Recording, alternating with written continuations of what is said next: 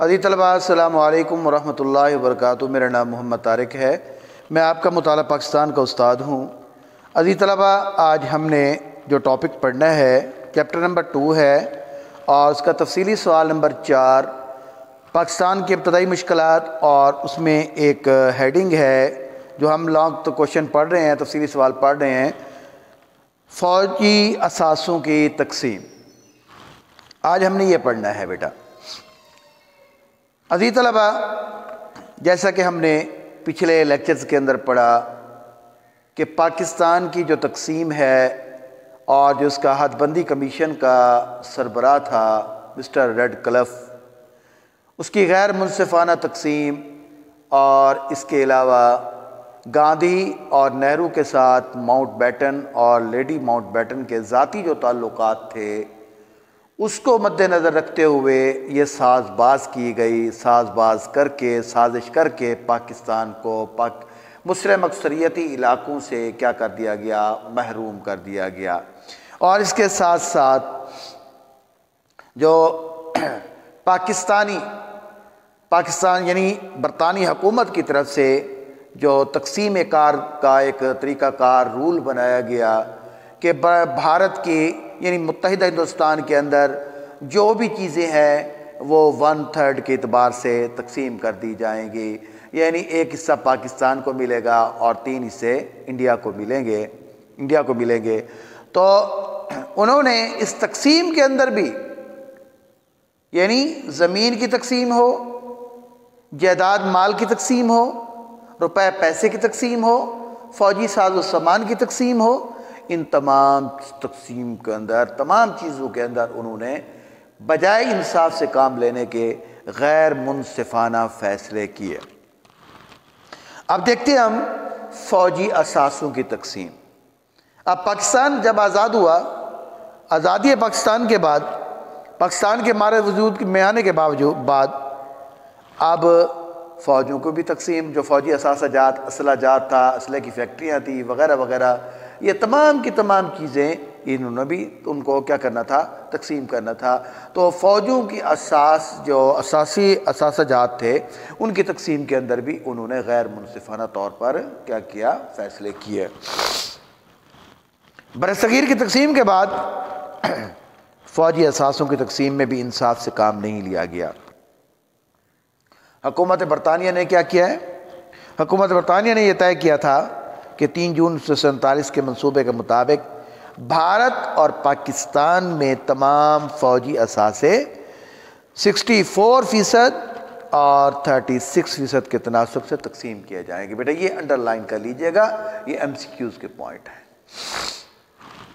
अब 64 जो है परसेंटेज, ये फ़ौजों की जो असासाजात थे, टैंक, असला वगैरह, यो जो साजो सामान था फ़ौजी एतबार से वो इंडिया को मिलना था, और 36% जो है ये किसको मिलना था, पाकिस्तान को मिलना था।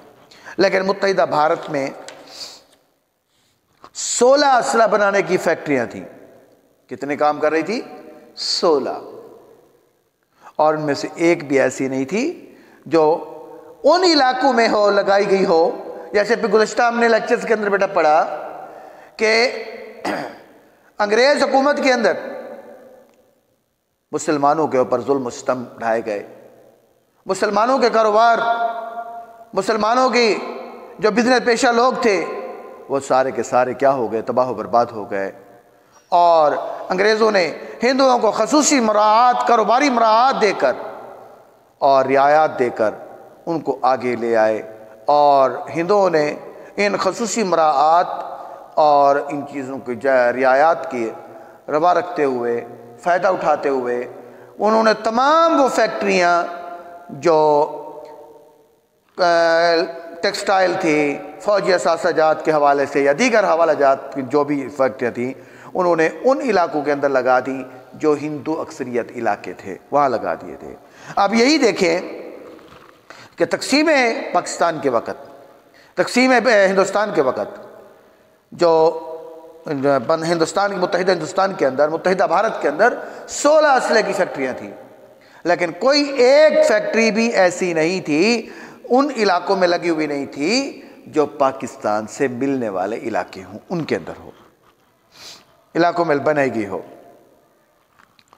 और भारतीय हुकूमत असला बनाने वाली फैक्ट्री तो क्या, उसकी मशीनरी का कोई पुर्जा भी पाकिस्तान मुंतकिल करने पर आमादा नहीं थी। एक तो वही फैक्ट्री नहीं लगाएगी, दूसरे नंबर पर अब जब फौजों के असासों की तकसीम की बात आई तो फौजों के लिए असला होना ज़रूरी है, फ़ौज के असले के बगैर फ़ौज चल नहीं सकती। तो भारत इस बात पर राज़ी नहीं था, फैक्ट्री तो दूर की बात कि पाकिस्तान को उस मशीनरी का कोई पुर्जा भी दे दे। काफ़ी तकरार के बाद तय पाया, असला बनाने वाली फैक्ट्री के हवाले से पाकिस्तान को 60 मिलियन रुपए दिए जाएंगे। कितने मिलियन? 60 मिलियन रुपए। तो बेटा ये अंडरलाइन कर लीजिएगा, ये एमसीक्यूज का पॉइंट है, ताकि वो अपनी असला बनाने वाली फैक्ट्री कायम कर सके। क्या बात है अजीज तलबा कि भारत बजाय असला फैक्ट्री या उसका पुर्जा देने के, वो इस बात काफ़ी बास तकरार यानी गुफ्त शनीद के बाद ये इस बात पर इस नतीजे पर पहुँचे कि भारत जो है पाकिस्तान को असला बनाने की फैक्ट्री के लिए कितना रकम देगी? 60 मिलियन रुपए दिए जाएंगे ताकि वो अपनी असला बनाने वाली फैक्ट्री कायम कर सके। आम फौजी असासों की तकसीम का जो फार्मूला बनाया गया, हुकूमत हिंद ने उसे भी क्या कर दिया? मुस्तरद कर दिया गया। यानी मैं आपको पहले अर्ज़ कर चुका हूँ कि अज़ीज़ तलबा, हिंदुस्तान ने, भारत ने आज तक पाकिस्तान के वजूद को तस्लीम नहीं किया। दूसरी बात, हमेशा इस तकसीम के बारे में उन्होंने गैर मुनसिफाना फ़ैसले किए और जितनी भी जो असासजात की तकसीम थी उसमें भी उन्होंने गैर मुनसिफाना यानी इंसाफ से हटकर फ़ैसले किए गए। इसलिए देखो, पाकिस्तान अज़ीज़ तलबा कलमे के नाम पर हासिल किया गया है, कलमे की बुनियाद पर हासिल किया गया है, ला इलाहा इल्लल्लाह मुहम्मद रसूलुल्लाह की बुनियाद पर हासिल किया गया है। इसलिए ये पाकिस्तान वाहिद मुल्क है जो कलमे के नाम पर हासिल किया गया। बाकी दुनिया के जितने भी ममालिक हैं सारे नज़रियाती, कौमी, लिसानी, जोग्राफियाई, ख़ित्ताई तौर पर यानी हासिल किए गए, लेकिन पाकिस्तान एक वाहिद मुल्क है जो सिर्फ़ कलमे की बुनियाद पर, पाकिस्तान का मतलब क्या, ला इलाहा इल्लल्लाह की बुनियाद पर हासिल किया गया। जब ला इलाहा इल्लल्लाह की बुनियाद पर हासिल किया गया तो अज़ीज़ तलबा ये मुल्क जो कलमे के नाम पर हासिल किया गया है, इसलिए ये दुनिया की आंखों में खटक रहा है।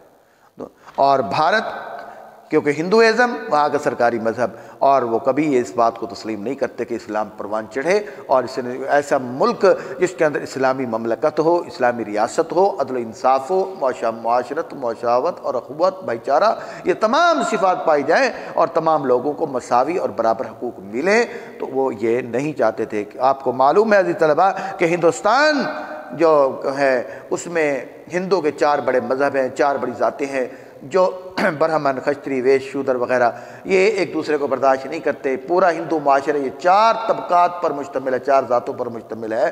तो इन दोनों ये ऊंच नीच की बात इन पे आ जाती है, ये ऊंच नीच वाली ज़ातें हैं, इसलिए इनके अंदर ये बात बर्दाश्त के हद नहीं है कि वो किसी तरीके से पाकिस्तान को बर्दाश्त कर सकें। तो अज़ीज़ तलबा, उन्होंने क्या किया? आम फौजी असासों की तकसीम का जो फार्मूला बनाया गया था, हुकूमत हिंद ने उसे भी क्या कर दिया? मुस्तरद कर दिया, जिससे हालात मज़ीद क्या हो गए? ख़राब हो गए।